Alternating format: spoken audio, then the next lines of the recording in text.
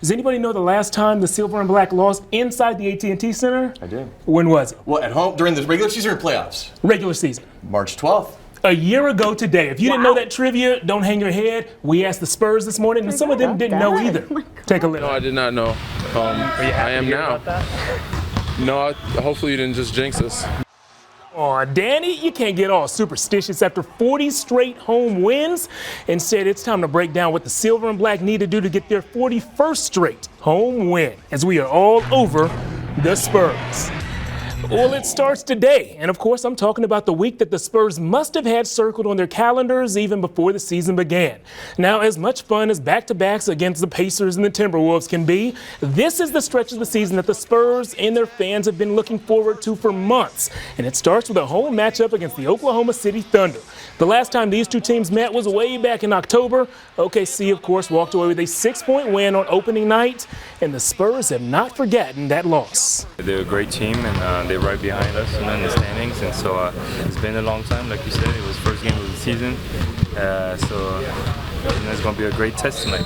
They're always dangerous, they have two of the best players in the NBA, Durant and Westbrook, they're very, very good, and there's a lot of stuff we can work tonight, our defense, is going to be tested tonight. Well, if tonight is a test, over the next 7 days, the Spurs will take the NBA's version of the bar exam. Check this out. The Spurs' next 4 games are against the Thunder, the Clippers, the Blazers, and yes, the Warriors. 3 of those 4 teams have already beaten the Silver and Black this season, and if the Spurs hope to get some revenge, they're going to need clutch performances from everyone, including guys like David West and Danny Green. As you guys remember, it was Green who nearly blew the roof off the AT&T Center with that nice putback dunk against the Bulls. When it happened, we all cheered, we all tweeted about it, and of course we all remember it. So why doesn't he? Yeah, I don't remember it happening. I kind of blacked out, and I think it happened by accident. So anytime you make a good play, it feels good. Felt a little younger at the time, but when I came down, I think my age kicked back in. The landing is what hurts the most. Yeah, Danny, that's what I always say when I throw down a putback dunk, too. It's the landing that hurts the most. The Spurs and Thunder will take the court tonight at 7:30. We'll have the full highlights and reaction tonight at 10. Now, it makes sense that tonight, after the Silver and Black try to add one more win to their perfect home court record, Golden State will tip things off against the Suns and have a chance to do the exact same thing. In fact, this entire season, it seemed like the Spurs and Warriors are playing one big game of anything you can do, we can do better. So it's fitting that this week, the Spurs saw San Antonio's big win over the Bulls and raised them an even bigger win over the Blazers. The last time these teams played, the Blazers actually beat Golden State, so this time the Warriors were out for blood. They scored 81 points in the first 2 quarters. This game was over early, but that doesn't mean it was drama-free. You see, way back in February, after Portland upset Golden State, Warriors head coach Steve Kerr complimented Blazers guard Damian Lillard, saying he, quote, looked like Steph Curry out there. Nothing wrong with that, right? Apparently there is. Yesterday before the game, Lillard said, quote, I'm my own man, so don't come to me and say I'm impersonating him. You telling me I'm impersonating somebody by doing well at my job is disrespectful.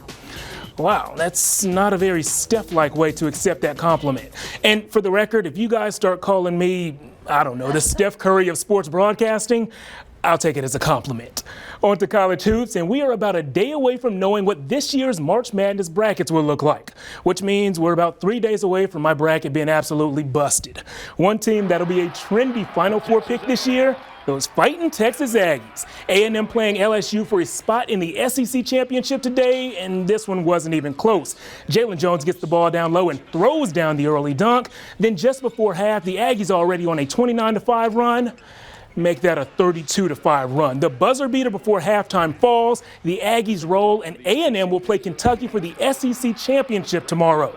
They absolutely destroyed LSU today, winning 71-38.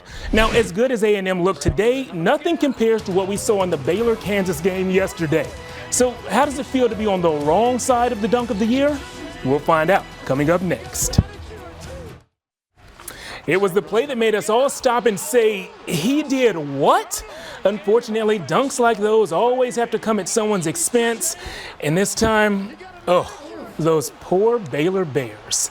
Baylor will have a spot in the NCAA tournament. That much we know. But yesterday, we thought they might also have a spot in the Big 12 championship game until one huge dunk changed absolutely everything. Now, if you don't know what I'm talking about, just take a listen. Watch Bragg coming again. Oh, mercy. He hurt him. Oh, he gave him a facial. Oh, baby. And he shaving a haircut. You gotta be kidding me.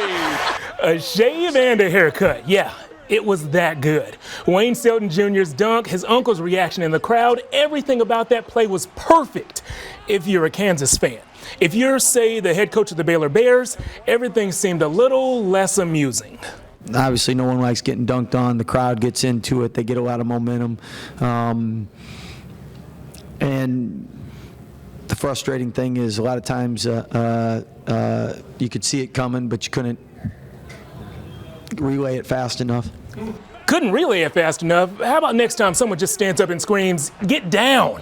That's got to be better than doing nothing, right? We'll find out where the Baylor Bears go from here tomorrow when we hear about their NCAA tournament matchup.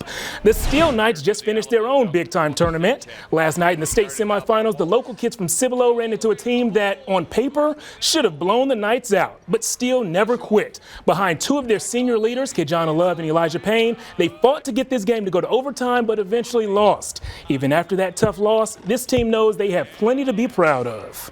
These guys, they got tons of heart, and these guys lead, and the rest of the guys follow. So it's a great job. It's a lot. We have a lot of heart on this team. We stick together each and every play. I don't remember how close we were as a team, and I really think we were a great team. And from now to take away, the friendship, it's always gonna be my brothers.